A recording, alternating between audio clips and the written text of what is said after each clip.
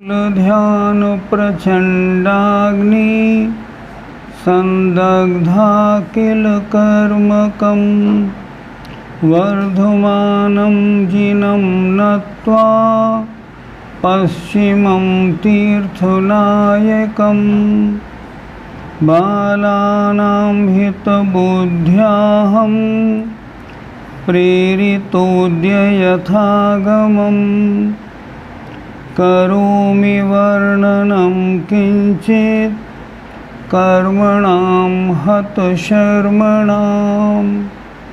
पंच परमेष्ठी भगवान की जय। संत शिरोमणि आचार्य विद्यासागर जी महाराज की जय।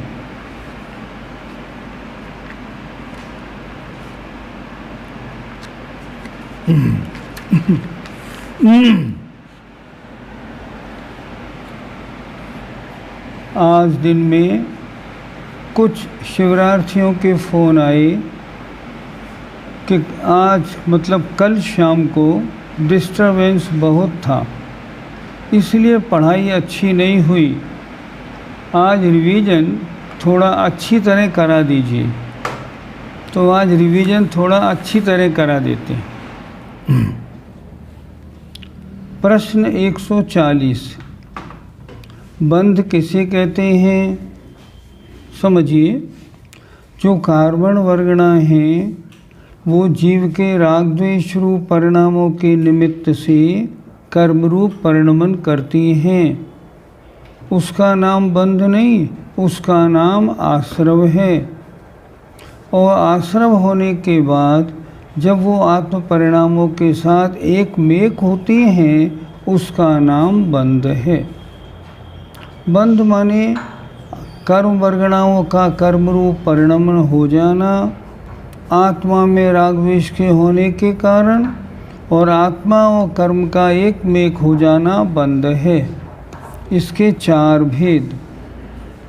प्रकृति बंध, प्रकृति माने स्वभाव। जो कर्म बंधे हैं, अब ये क्या करेंगे, इनका स्वभाव क्या है, ये दर्शन गुण को ढकेंगे, इसका मतलब दर्शनावरणीय है। तो जिसका जो स्वभाव है उसका नाम प्रकृति बंध। दूसरा स्थिति बंध। स्थिति माने रुकना। ये आत्मा के साथ कब तक बंध को प्राप्त रहेंगे, इनका फल देना कब तक जारी रहेगा, इसका नाम स्थिति बंध। जैसे एक कोड़ा कोड़ी सागर, दो कोड़ा कोड़ी सागर आदि। तीसरा अनुभाग बंध। इनकी फल देने की शक्ति कैसी है, तीव्र या मंद या मध्यम। फल देने की शक्ति को कहते हैं अनुभाग। अनुभाग बंधना, ये अनुभाग बंध। प्रदेश बंध। समय प्रबद्ध जो कार्बन वर्गणाएँ कर्मरूप परिणमित हुई, उनका बंटवारा हो जाना। दर्शनावरणी को इतनी, ज्ञानावरणी को इतनी, मोहनी को इतनी। एक नया प्रश्न। बंटवारे में सबसे ज़्यादा हिस्सा किसको मिलता है? कॉपी में नोट कर लीजिए। प्रदेश बंध का जो बंटवारा है, उस बंटवारे में सबसे ज़्यादा शेयर वेदनी कर्म का है।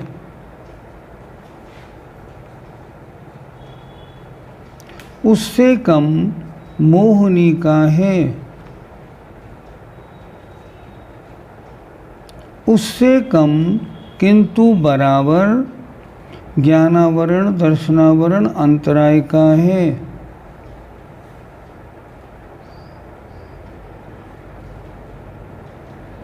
उससे कम किंतु बराबर नाम और गोत्र का है।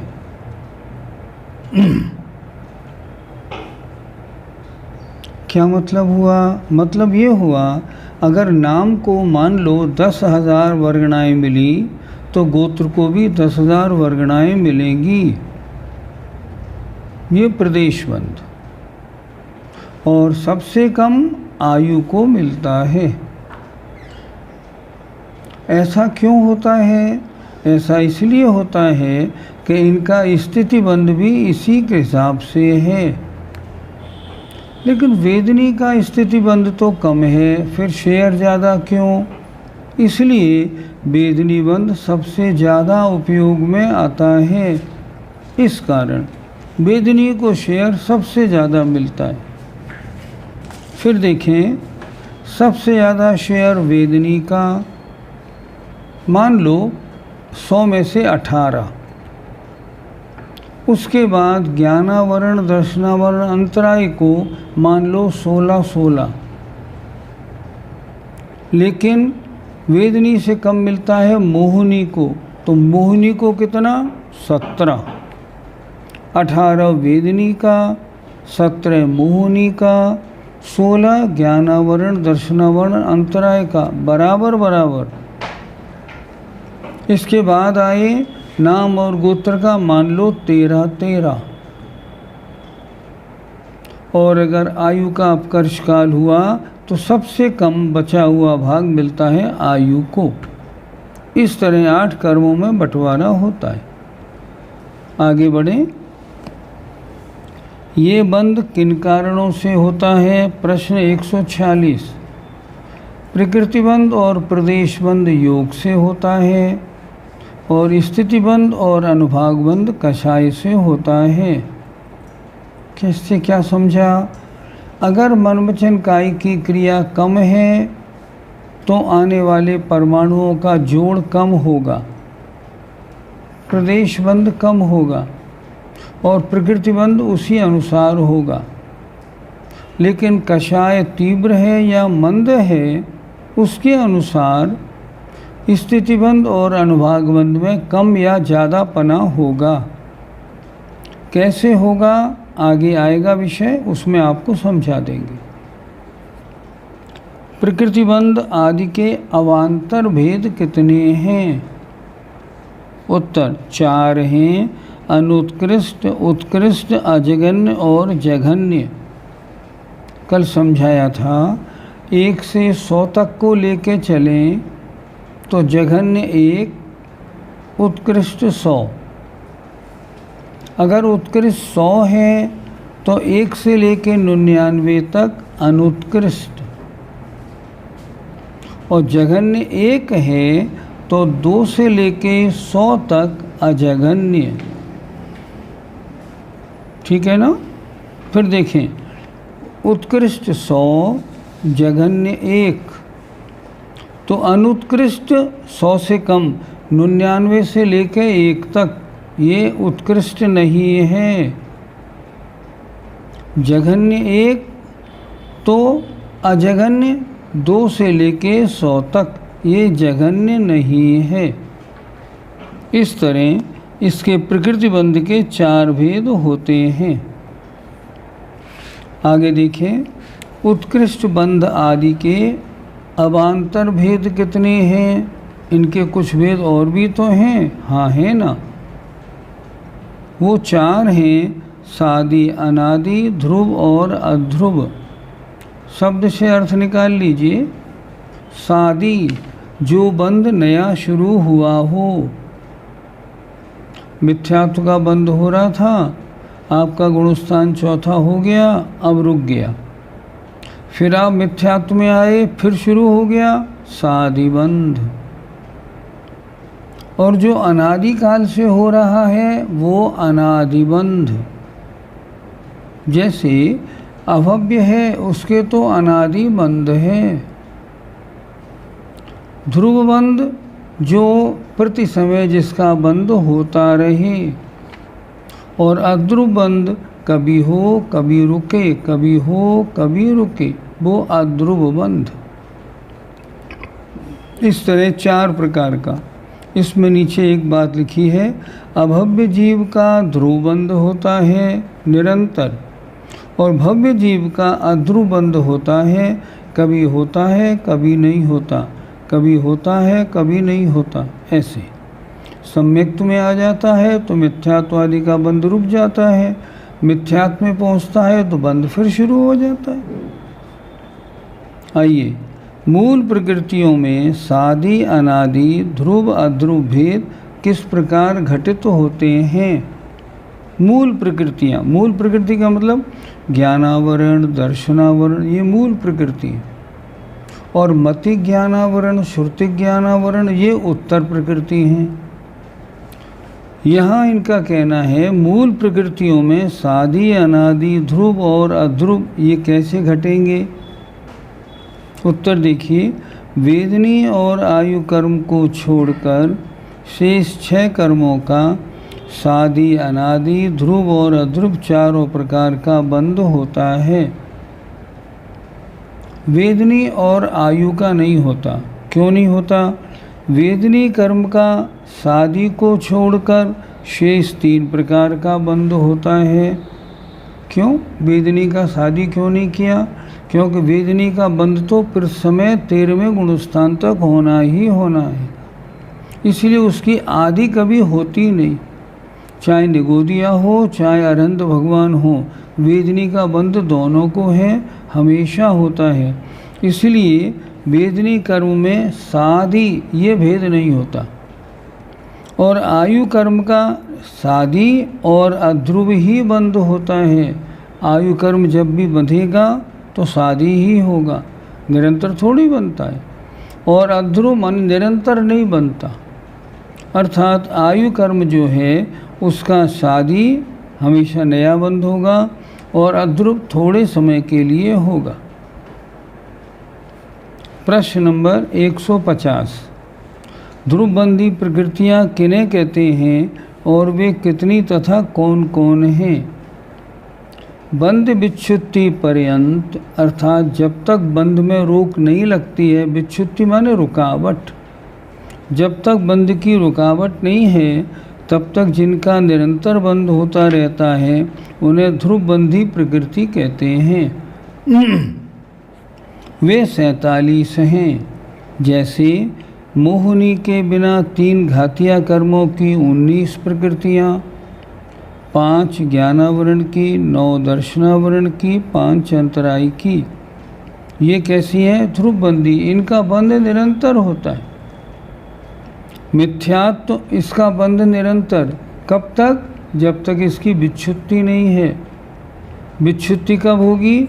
आप मिथ्यात्व से हटे, मान लो दूसरा भी गुणस्थान है तो मिथ्यात्व की विच्छुत्ति, अर्थात बंध विच्छुत्ति का मतलब बंध में रुकावट हो गई। मिथ्यात्व, अनंतानुबंधी, चतुष्क आदि 16, अनंतानुबंधी, अप्रत्याख्यानावरण, प्रत्याख्यानावरण, संजुलन, क्रोध, मान, माया, लोभ, 16 कषाय। भय, जुगुप्सा, इनका बंध प्रति समय होता है। हमें डर तो लगता नहीं हर समय, पर बंध क्यों होता है। नहीं, डर लगता है।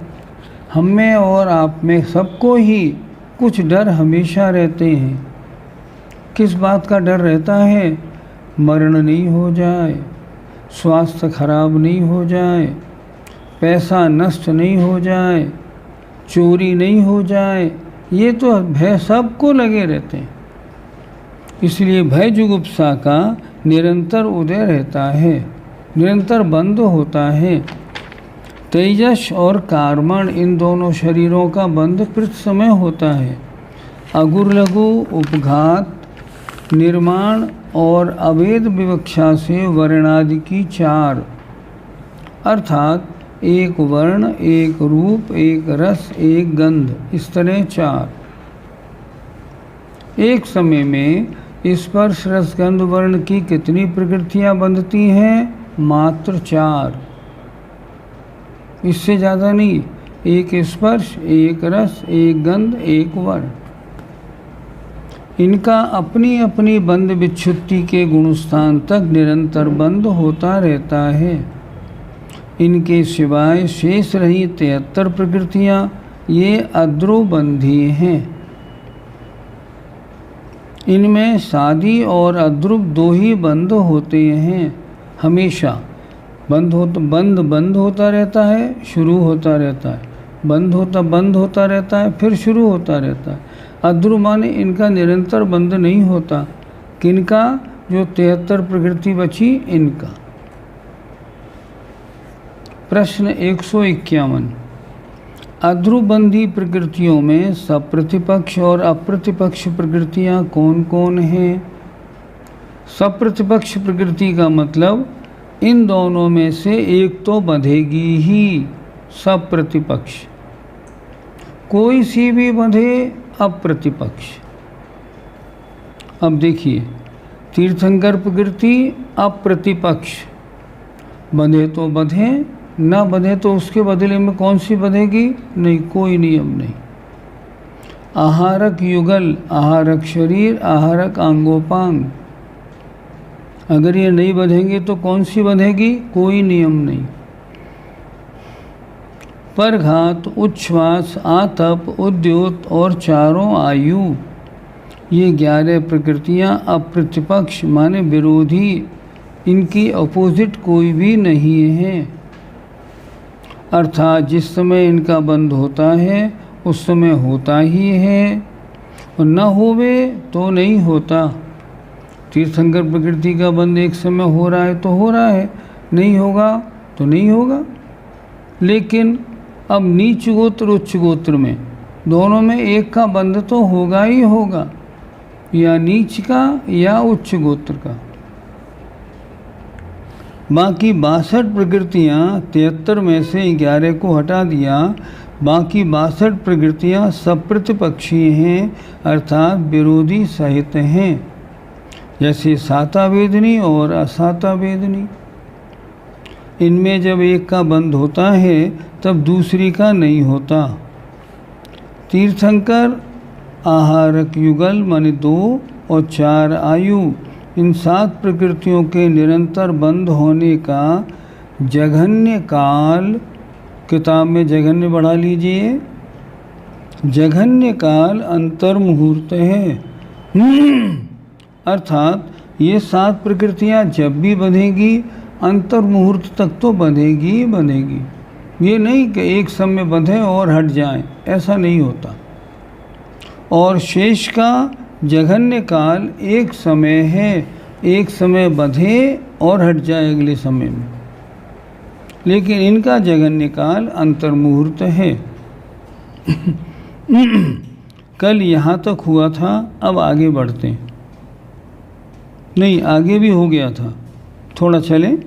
प्रश्न 152, बंध, उदय और सत्व योग्य कितनी प्रकृतियां हैं? कुल प्रकृति 148, बंध योग्य 120, उदय योग्य 122। ऐसी कौन सी प्रकृति है जो बंधती तो नहीं पर सत्ता में होती हैं? सम्यक मिथ्यात्व और सम्यक प्रकृति, इनका बंध नहीं होता। ये तो मिथ्यात्व के 3 टुकड़े होने से सत्ता में आ जाती हैं। इसलिए बंध 120 का, उदय 122 का और सत्व माने सत्ता में 148 प्रकृतियां रहती हैं। उत्तर देखिए, आचार्यों ने बंध और उदय का वर्णन अभेद विवक्षा से किया है, मतलब भेद नहीं किया बंध का और उदय का। कैसे भेद नहीं किया बता रहे हैं। और सत्व का भेद विवक्षा से किया है। सत्व में सारी प्रकृतियां खोल दी तो 148 हो गई, बंध में नहीं खोली। कौन कौन सी नहीं खोली देखें। अभेद विवक्षा में 5 बंधन 5 संघात, इनको तो उन्होंने शरीर नामकरण में गर्भित कर लिया। अर्थात औदारिक शरीर का बंध होगा तो औदारिक बंधन औदारिक संघात का नियम से होगा। कार्मण शरीर का बंध होगा तो कार्मण बंधन कार्मण संघात का नियम से होगा। इसलिए इन दोनों को उन्होंने अभेद विवक्षा में रख लिया। इनको क्या गिनना बार बार, औदारिक शरीर गिन लिया तो औदारिक बंधन औदारिक संघात दोनों हो गए। और वर्णादिक की 16, क्योंकि 20 में से 4 का बंध होता है एक समय, तो 16 प्रकृति जो हैं वे बंध योग्य तो हैं, पर बंध की गिनती के समय उनको नहीं लिया। बंध में 4 मानी, तो 2 तो घट गई, मिथ्यात, सम्यक मिथ्यात और सम्यक प्रकृति। 16 घट गई वर्ण रस की 18, और बाकी घट गई 5 बंधन और 5 संघात, 28 घट गई। 148 में से 28 घटाई तो बंध की जब चर्चा करेंगे ना तो 120 के अनुसार करेंगे। इस तरह नहीं करेंगे, भेद विवक्षा से अभेद विवक्षा में करेंगे। इस प्रकार 28 प्रकृतियों के कम होने से 120 प्रकृतियां बंध योग्य हैं। सम्यक मिथ्यात और सम्यक प्रकृति का उदय आता है, इसलिए उदय योग्य में 2 बढ़ा दी। ये बंध योग्य नहीं है पर उदय योग्य तो हैं, तो उदय योग्य 120 और 2 प्रकृति बढ़ा दी तो उदय योग्य हो गई 122। बंध योग्य 120, उदय योग्य 122 और सत्ता में 148। सम्यक मिथ्यात्व का उदय तृतीय गुण स्थान में और सम्यक प्रकृति का उदय चतुर्थ से लेकर सप्तम गुण स्थान तक होता है। सत्व सत्ता में प्रकृति कितनी हो सकती है? 148। ये बात दूसरी है। अगर कोई ये पूछे किस जीव के, ऐसा जीव कौन सा है जिसकी सत्ता में 148 प्रकृति बैठी हो, नहीं ऐसी बात मत करिए, वो नहीं। पर ये सत्व योग्य हैं। सत्ता में जब गिनती करेंगे ना तो 148 में से करेंगे। इस जीव के 3 नहीं हैं, अर्थात 145 हैं ऐसे। अब आइए, बंध त्रिभंगी किसे कहते हैं? जब हम बंध की त्रिभंगी की चर्चा करेंगे तो किस किस को कैसे कैसे लेंगे? उत्तर, बंध विच्छुत्ति, इतने का बंध रुक गया, बंध इतने का बंध हो रहा है, अबंध इतने का बंध होता ही नहीं, ये अबंध योग। बंध विच्छुत्ति, बंध और अबंध को बंध त्रिभंगी कहते हैं। जब बंध की चर्चा करेंगे ना 3 प्रकार से करेंगे। कितने प्रकृतियों के बंध की रुकावट हो चुकी है, कितनी प्रकृतियां बंध रही हैं और कितनी नहीं बंध रही हैं। इन 3 चीज़ों के वर्णन को हम कहते हैं बंध की त्रिभंगी। इन तीनों का गुणस्थानों और मार्गणाओं में वर्णन किया जाता है। अर्थात चौथे गुणस्थान में कितने की बंध विच्छुत्ति है, कितने का बंध है और कितने का अबंध है, ऐसे गिना जाता है। इसे कहते हैं बंध की त्रिभंगी। जैसे मान लो एग्जाम्पल लें, चौथे गुणस्थान में मिथ्यात्व और अनंतानुबंधी के कारण होने वाली प्रकृतियों की बंध विच्छुत्ति है, उनका बंध नहीं। बंध कितने का हो रहा है? जिनकी बंध विच्छुत्ति हो गई उन्हें घटा दो, शेष का बंध हो रहा है। बंध योग्य कौन कौन नहीं है?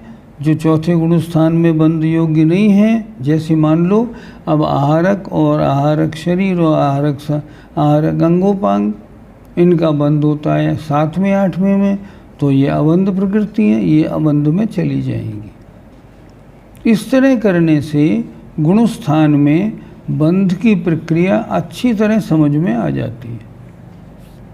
अब चलें आगे।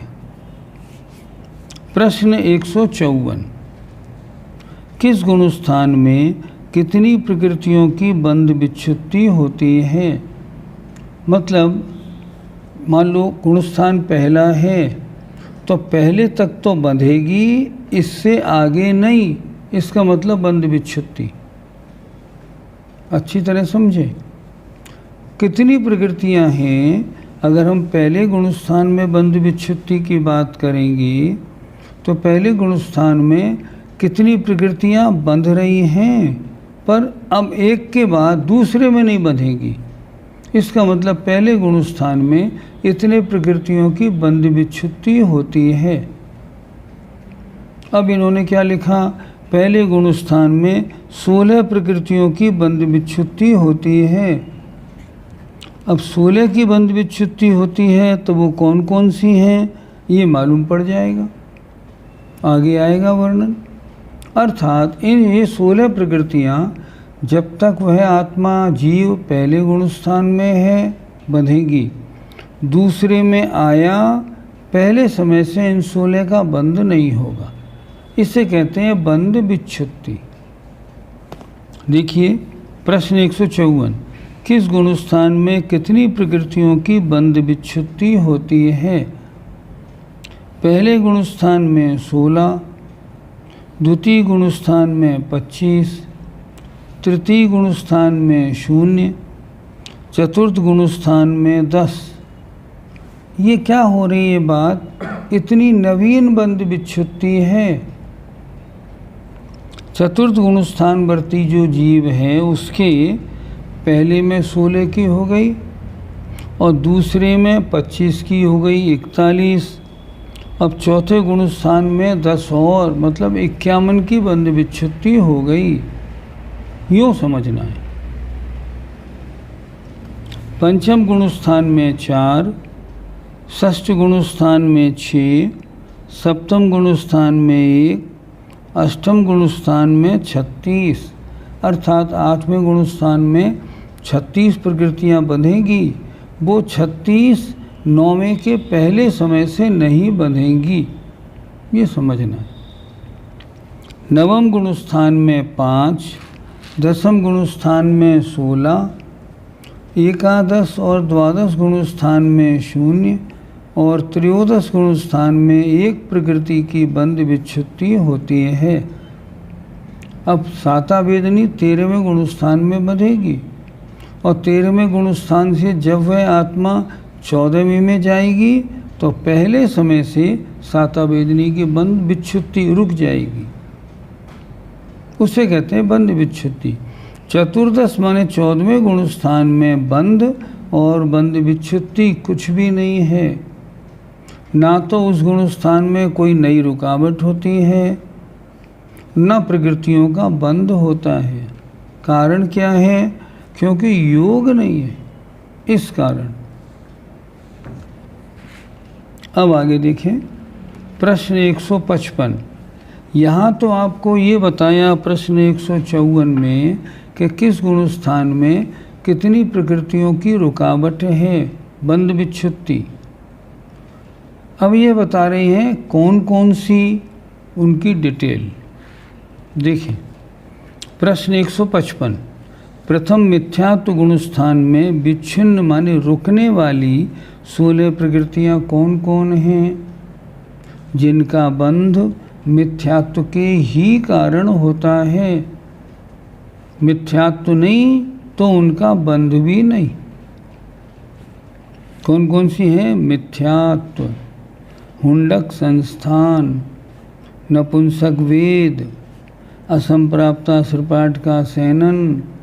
हम सब लोग मिथ्या दृष्टि हैं, यही सैनन तो है सबसे घटिया। एक इंद्री जाति, स्थावर, आतप, सूक्ष्म, अपर्याप्त, साधारण, द्विइंद्रिय, त्रिइंद्रिय, चतुरिंद्रिय जाति, तीनों जातियाँ, नरक गति, नरक गत्यानुपूर्वी और नरकायु। इन 16 प्रकृतियों का बंध प्रथम गुण स्थान तक ही होता है, आगे नहीं।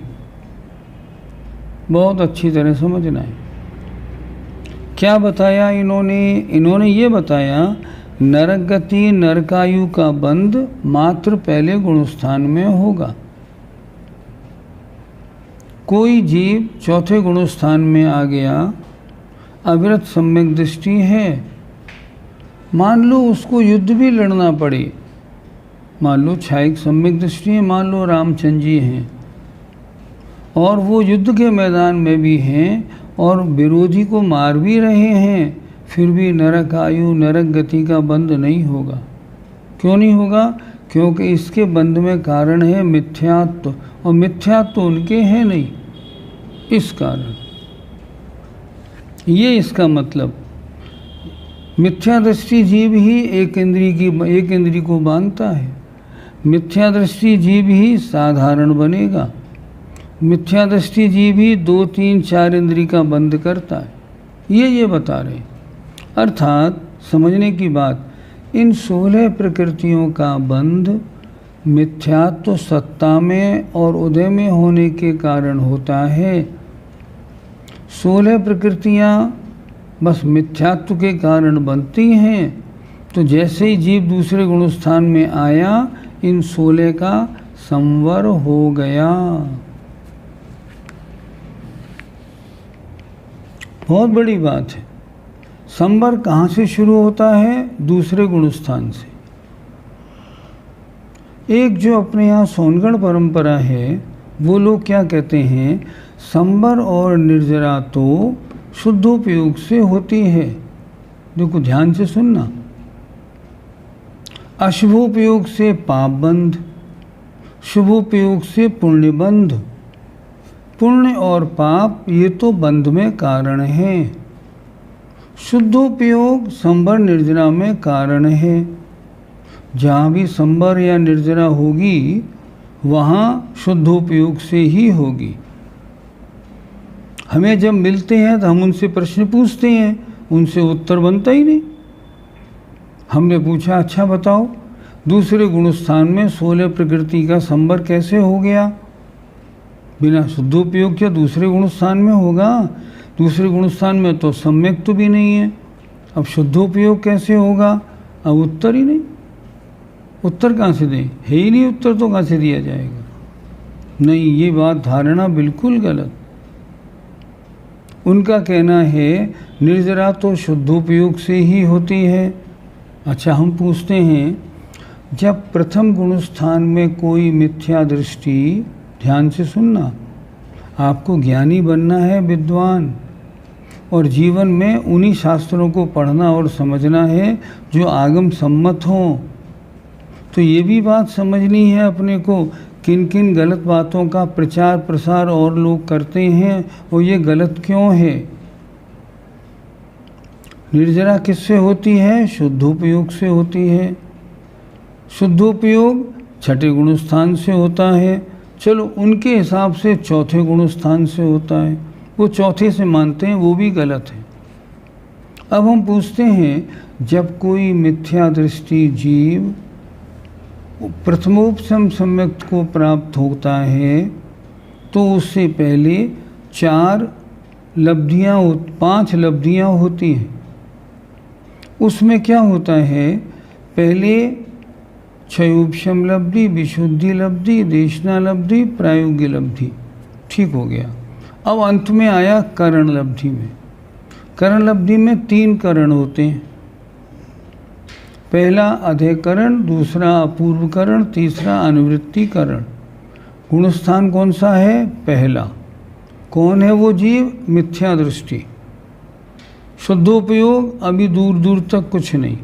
लेकिन आचार्य कहते हैं, जब वे अपूर्वकरण में प्रवेश करते हैं, तब से प्रति समय असंख्यात गुणी निर्जरा होने का नियम है। किसके? मिथ्या दृष्टि के। कौन सा मिथ्या दृष्टि? जो सम्यक दृष्टि बनने जा रहा है। तो पहले गुणस्थान में निर्जरा है कि नहीं? है, खूब है, क्या बात है। संवर है कि नहीं? 16 प्रकृतियों का संवर दूसरे में है कि नहीं? इसलिए आगम के हिसाब से ठीक ठीक पढ़ना समझना चाहिए। उन लोगों के यहाँ करणान योग की पढ़ाई नहीं होती, इसलिए उनके द्वारा जो तत्व का प्रतिपादन है वो आगम के अनुसार नहीं। अब चलें आगे। ये 16 प्रकृतियाँ पहले गुणस्थान में बंधती हैं, मिथ्यात्व के कारण बंधती हैं। तो जब यह जीव दूसरे गुणस्थान में आता है तो 16 प्रकृतियों के बंध की रुकावट हो जाती है, उसे हम कहते हैं विच्छुत्ति। दूसरी भाषा में 16 प्रकृतियों का संवर हो जाता है। अब आइए दूसरे गुणस्थान में क्या होता है। प्रश्न 156, द्वितीय सासादन गुण स्थान में विच्छिन्न होने वाली 25 प्रकृतियां कौन हैं? अब दूसरे गुण स्थान के एंड में 25 रुकेंगी। कौन कौन सी? अनंतानुबंधी 4, स्त्यान गृद्धि, निद्रा निद्रा, प्रचला प्रचला, दुर्भग दुस्वर, अनादेय, न्यग्रोध आदि 4 संस्थान, न्यग्रोध परिमंडल, स्वाति, वामन और कुब्जक। वज्र नाराच आदि 4 सहनन, वज्र वृषभ और असम प्राप्ता श्रपाट को छोड़ दो, बीच के 4। अप्रशस्त विहायो गति, स्त्री वेद, नीच गोत्र, त्रियक गति, त्रियक गत्यानुपूर्वी, उद्योत और त्रियक आयु। इन 25 प्रकृतियों की बंध विच्छुत्ति द्वितीय गुण स्थान में होती है। अब इसमें देखिए, त्रियंच आयु का बंध कहाँ तक? दूसरे गुण स्थान तक, इससे आगे नहीं होता। स्त्री वेद, नीच गोत्र, इनका बंध दूसरे गुण स्थान तक। इसीलिए तो सम्यक दृष्टि मर के त्रियंच नहीं बनता, स्त्री नहीं बनता, 1 इंद्री, 2 इंद्री, 3 इंद्री, 4 इंद्री नहीं बनता। क्यों नहीं बनता? नहीं, इसकी योग्यता कहाँ है? तो ये जो 25 प्रकृतियां हैं, इनका बंध किस कारण से होता है? क्या सोचा आपने? अनंतानुबंधी के कारण होता है। अब जब दूसरे गुण स्थान से मान लो वो तीसरे में है, इस समय दूसरे से तीसरे में नहीं आते, लेकिन अगर वो तीसरे में है तो 16 वो नहीं आएगी और 25 इनका बंद नहीं होगा, 41 का बंद नहीं होगा। तीसरे गुण स्थान में अभी सम्यक दर्शन नहीं है, सम्यक और मिथ्यात्व के मिले जुले परिणाम हैं, फिर भी 41 प्रकृतियों का संवर तो होगा ही होगा। आगे बढ़े। चतुर्थ, असंयत सम्यक दृष्टि गुण स्थान में विच्छिन्न होने वाली 10 प्रकृतियां कौन हैं? तो यहाँ तीसरे का वर्णन क्यों भूल गए? नहीं, तीसरे में कोई प्रकृति की विच्छुत्ति नहीं होती, इसलिए उन्होंने तीसरे का नाम नहीं लिया। प्रश्न 154 में क्या कहा था? देखो, प्रश्न 154 में कहा था प्रथम गुण स्थान में 16, इन्होंने 16 बता दी। द्वितीय गुण स्थान में 25, इन्होंने 25 बता दी। तृतीय में 0, इन्होंने बताई नहीं। तृतीय गुण स्थान में कोई नवीन बंध विच्छुत्ति नहीं होती, तो तृतीय गुण स्थान में संवर कितने का माने? 16 और 25, 41 प्रकृतियों का संवर होता है, ऐसे मानेंगे। अब आगे आ जाएं।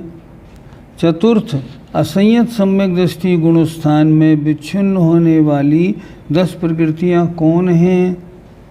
उत्तर, अप्रत्याख्यानावरण, क्रोधमान, माया, लोभ, वज्र वृषभ नाराज सहनन, औदारिक शरीर, औदारिक शरीरांगोपांग, मनुष्य गति, मनुष्य गत्यानुपूर्वी और मनुष्यायु। इन 10 प्रकृतियों की बंध विच्छुत्ति चतुर्थ गुण स्थान में होती है, अर्थात चौथे गुण स्थान के ऊपर ये प्रकृतियां नहीं बंधेगी। ये तो बड़ी अजब बात हो गई। मुनि महाराज के वज्र वृषभ नाराज सहनन नहीं बंधेगा? नहीं बंधेगी। क्यों नहीं बंधेगी? उन्हें अगले जन्म में देव बनना है, देवों के शरीर में सहनन नहीं होता, इसलिए उसका बंध नहीं होगा। औदारिक शरीर अंगोपांग का बंध क्यों नहीं होगा? उनको वैक्रिक शरीर मिलना है, इसलिए औदारिक शरीर अंगोपांग नहीं।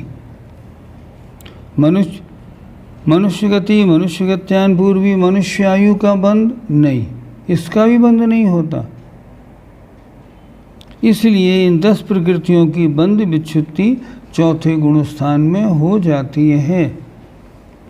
इससे ये बात भी इन्होंने स्पष्ट बता दी कि चौथे गुण स्थान से ऊपर वाले जीव मनुष्यायु, मनुष्य गति, औदारिक शरीर, प्रथम सैनन इसका बंध नहीं करते। क्यों? उनको तो देवायु के बंधयुक्त प्रकृतियों की बात है, भी और किसी गति में थोड़ी जाएंगे। वृत्ति जाएगा मात्र देवायु बांधेगा और देवगति में जाएगा। इसलिए जो उसके योग्य नहीं है उन प्रकृतियों को क्यों बांधेगा? आप गर्मियों में कहीं जा रहे हैं तो क्या ऊनी कपड़े अपने साथ रख के ले जाएंगे? क्यों ले जाएंगे? इसकी अभी योग्यता नहीं है। इसी तरह जिनकी योग्यता नहीं उनकी बंध विच्छुत्ति हो गई। चौथे गुण स्थान के अंतिम समय तक 10 प्रकृतियों की बंध विच्छुत्ति हुई। अब प्रश्न, पंचम गुण स्थानवर्ती जो व्रती है और जिसने 1-2 प्रतिमा ले ली हैं, उसके कितनी प्रकृतियों का संवर होगा? देखो 16 पहले गुण स्थान वाली, 25, 41 और 10 51। 51 प्रकृतियां उसके कभी नहीं बंधेगी। वो महिला घर में झाड़ू लगाए, कपड़े धोए, खाना बनाए, कुछ भी करे, अगर वो प्रतिमाधारी है ना तो 51 प्रकृतियों का संवर प्रति समय मौजूद है। बहुत बड़ी बात, ये सब प्रकृतियां उसको नहीं बंधती। अब आगे आए प्रश्न 158। अच्छा, पंचम गुण स्थान में क्या होता है? जो व्रती हैं, प्रतिमाधारी, एलक, क्षुल्लक, आरिका, इनका क्या होता है? पंचम देश पुरुष गुण स्थान में विच्छिन्न होने वाली 4 प्रकृतियां कौन हैं? प्रत्याख्यानावरण, क्रोध, मान, माया, लोभ। इन 4 प्रकृतियों की बंध विच्छुत्ति पंचम गुण स्थान में होती है। मुनि महाराज छठे गुण स्थानवर्ती 6 और 7 उनके ये भी नहीं। 41 पहली नहीं, 10 चौथे गुण स्थान वाली 51 और 5वें गुण स्थान वाली 4 55 प्रकृतियों का बंध उनके होता ही नहीं। क्यों? क्योंकि उनके परिणामों में इतनी विशुद्धि है, इस कारण नहीं होता। अब आगे बढ़े। षष्ठ, प्रमत्त संयत गुण स्थान में विच्छिन्न होने वाली 6 प्रकृतियां कौन हैं? मुनि महाराज के छठे गुण स्थान में अस्थिर, अशुभ, असाता वेदनी, अयशस कीर्ति, अरति और शोक, इन 6 प्रकृतियों की बंध विच्छुत्ति षष्ठ गुण स्थान में होती है। इनका बंध नहीं होता। क्यों नहीं होता? उनकी परिणामों में इतनी विशुद्धि हो जाती है कि इन प्रकृतियों को नहीं बांधते। ये सब पाप प्रकृतियां हैं, तो मुनि महाराज इन्हें क्यों बांधेंगे? इसलिए नहीं बांधते। इनकी भी रुकावट हो गई। अब आगे आए प्रश्न 160। सप्तम, अप्रमत्त संयत गुण स्थान में विच्छिन्न होने वाली एक प्रकृति कौन है? देवायु। इस एक प्रकृति की बंध विच्छुत्ति सप्तम गुण स्थान में होती है। हमने आपको आयु बंध के प्रकरण में बताया था, जब भी देवायु का बंध होगा किसी को तो वो छठे गुण स्थान से प्रारंभ होगा। मुनि महाराज को तो छठे गुण स्थान से प्रारंभ होके और 7वें गुण स्थान तक होगा। सप्तम गुण स्थान से प्रारंभ नहीं होगा। छठे गुण स्थान से बंध प्रारंभ हो जाएगा तो सप्तम गुण स्थान तक होगा।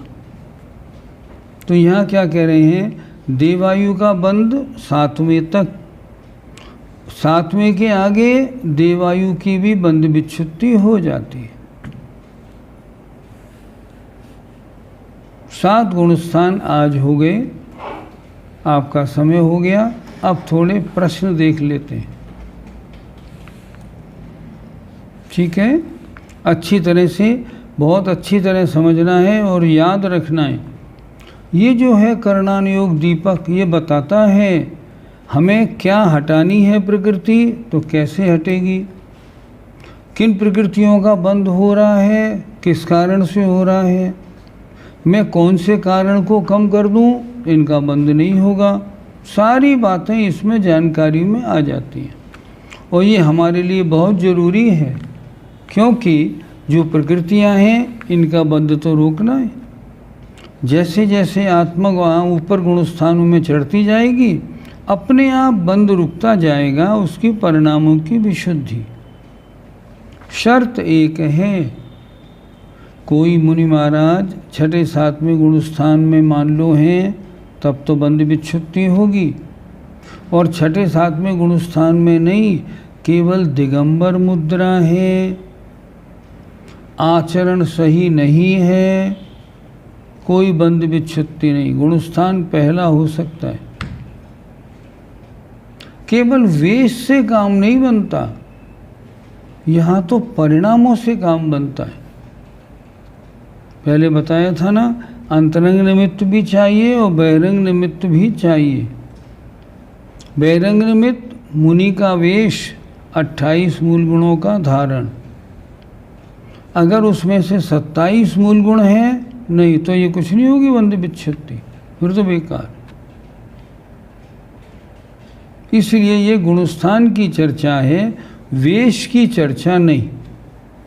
और जो जीव गुणस्थान में है, कल को हम ये सोच लें कोई मुनि महाराज 6ठे 7वें गुणस्थान में तो हों और उनकी चर्या में थोड़ी गड़बड़ी हो, तो क्या फ़र्क पड़ता है।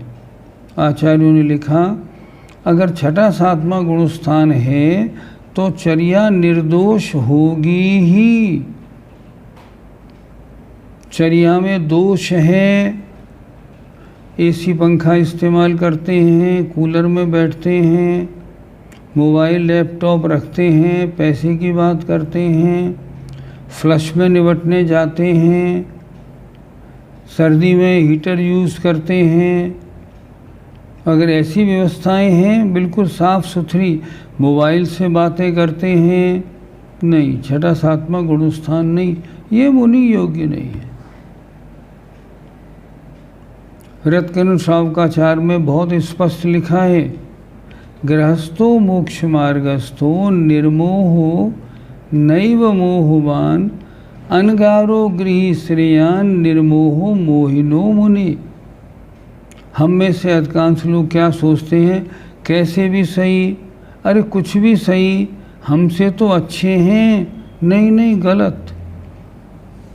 रत्कन शावकाचार्य जी में ये श्लोक मैंने आपको सुनाया, इसमें लिखा, जो मोही मुनि हैं, जो मुनि अवस्था धारण करके दोष लगाते हैं, मूल गुणों का पालन नहीं करते, उनसे जो श्रावक निर्मोही है, चाहे उसके एक भी प्रतिमा नहीं हो, सम्यक दृष्टि हो या 1-2 प्रतिमा हो, उन मुनि महाराज से वो बहुत अच्छा है।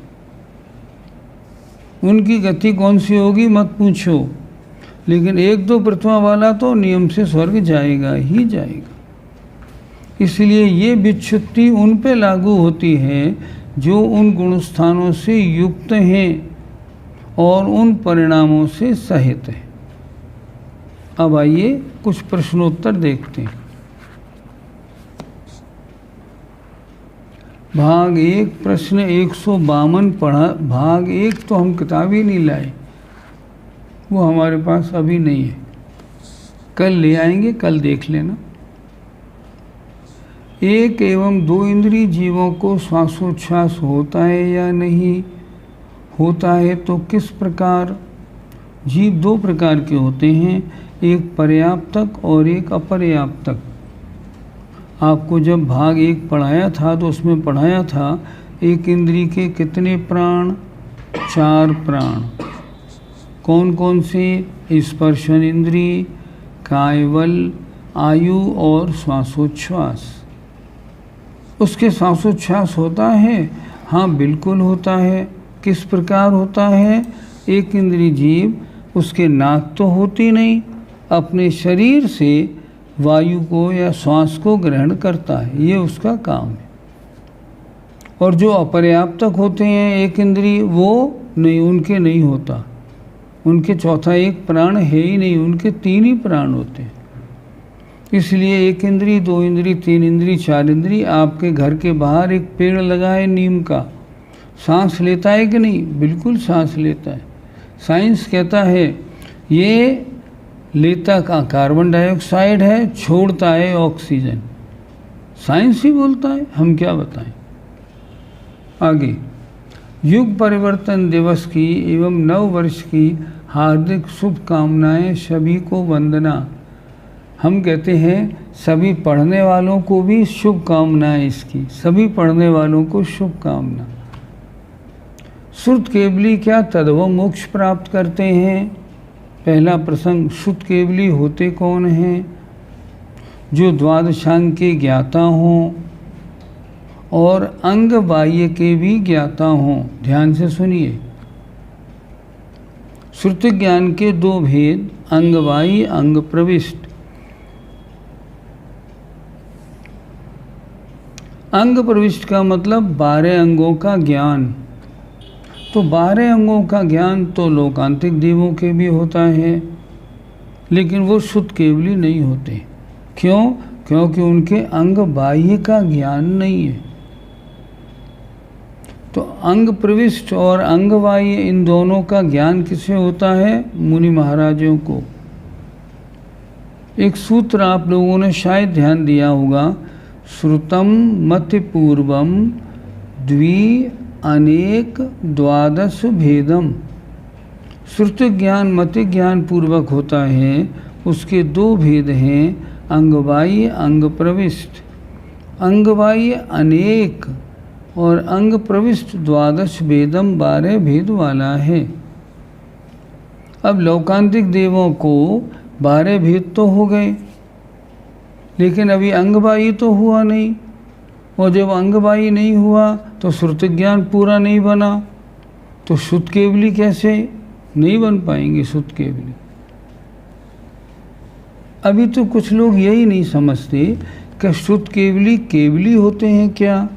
नहीं नहीं, जिन्हें संपूर्ण श्रुति ज्ञान है, जिन्हें श्रुति ज्ञान का टॉप मोस्ट क्षयोपशम है, उन्हें कहते हैं शुद्ध केवली। उन्होंने क्या किया? उन्होंने ये किया, द्वादशांग पढ़े, अंग प्रविष्ट और अंग बाह्य का ज्ञान और कर लिया, अब शुद्ध केवली बन गए। सिर्फ मुनि महाराज शुद्ध केवली होते। अब प्रश्न आपका, कहाँ गया प्रश्न? हटा दिया कहाँ? ऊपर हटा दिया। चलो कोई बात नहीं। क्या प्रश्न किया था? शुद्ध केवली मोक्ष जाते हैं कि नहीं? हाँ, शुद्ध केवली क्या तद्भव मोक्ष प्राप्त करते हैं? आवश्यक नहीं, कर भी सकते हैं और ना भी करें, दोनों बात। लेकिन वो सम्यक से च्युत कभी नहीं होंगे अब, क्योंकि इतना ज्ञान होने के बाद अब सम्यक तो नहीं छूटता। इसके बाद आइए, क्या विच्छुत्ति के बाद उसी कर्म का बंध नहीं होता और उसका उदय सत्ता भी रहती होगी? 3 चीज़ें थी, बंध और बंध की विच्छुत्ति और अबंध। सत्व की चर्चा अलग होगी।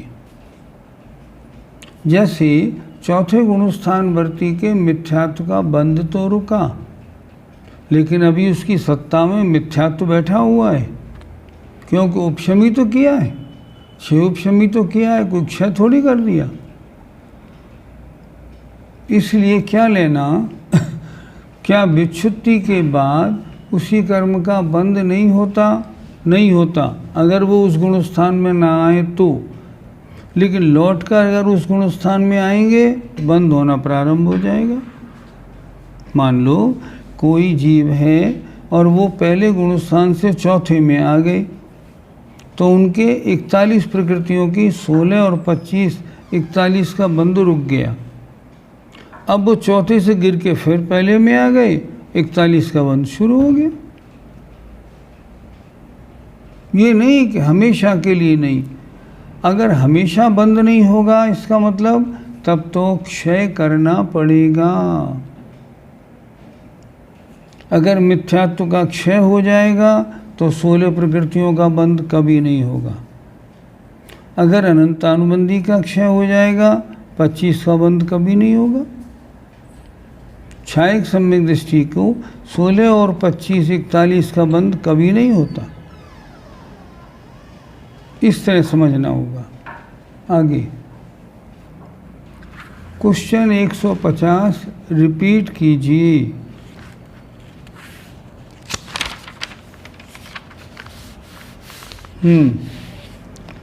प्रश्न 150 अपनी अपनी किताब में देखिए। ध्रुवबंदी प्रकृतियां किन्हें कहते हैं और वे कितनी और कौन कौन हैं?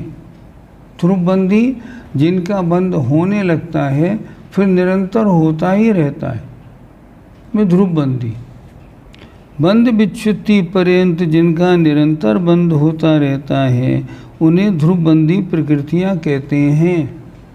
हम और आपने जब से जन्म लिया है तब से इन 47 प्रकृतियों का बंध प्रति समय होता ही होता है। कौन कौन सी? मोहिनी के बिना 3 घातिया कर्मों की 19, ज्ञानावरण की 5, दर्शनावरण की 9, अंतराय की 5।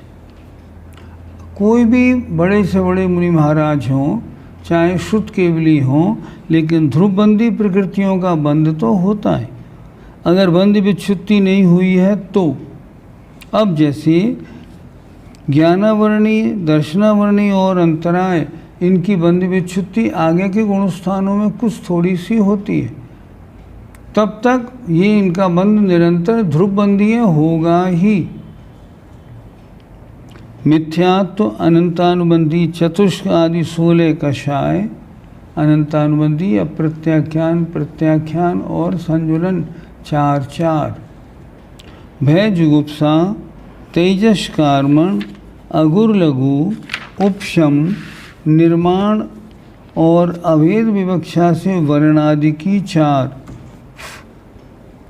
इनका अपनी अपनी बंध विच्छुत्ति के गुणस्थान तक निरंतर बंध होता रहता है।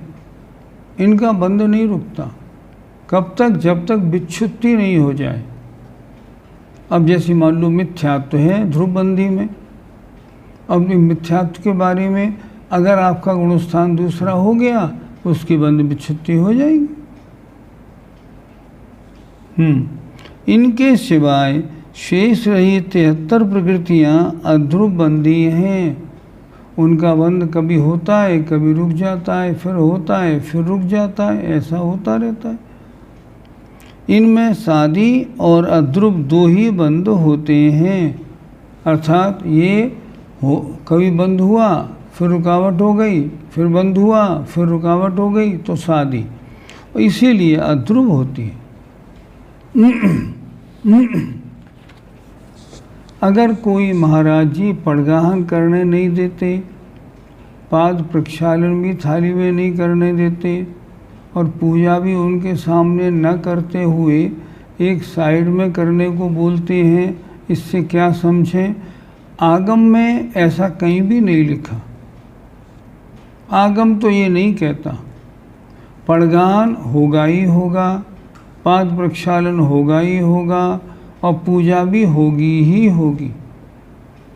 अगर पूजा नहीं होगी तो आहार नहीं लेंगे, चले जाएंगे। अगर आपने पाद प्रक्षालन नहीं किया तो वेट करेंगे, कहेंगे नहीं आपसे। अगर आपने